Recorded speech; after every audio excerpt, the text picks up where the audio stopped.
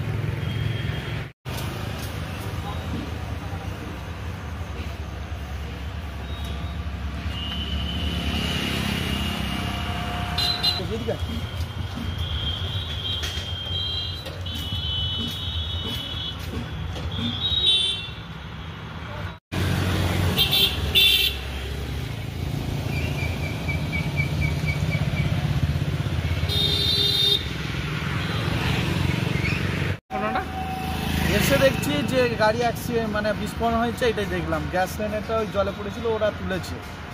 লরির ভিতরে কি রান্না করছিল নাকি? না, সকালবেলা ঘুমোচ্ছে তো ওরা। আচ্ছা, ঘুমন্ত অবস্থা হয়েছে।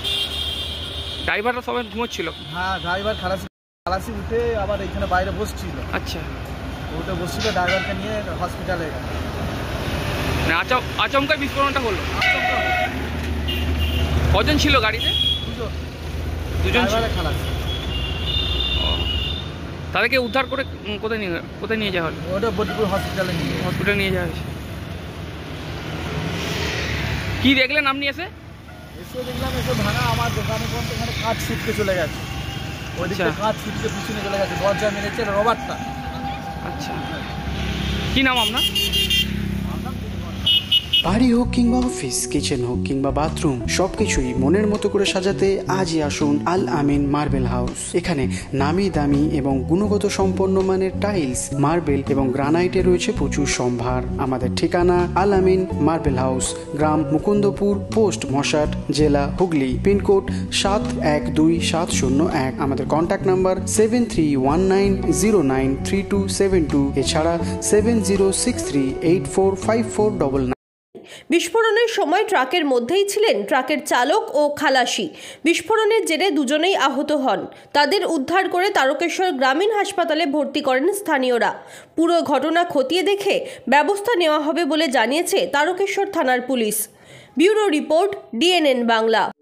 GB Global School, situated in Dankuni at Kolachhora.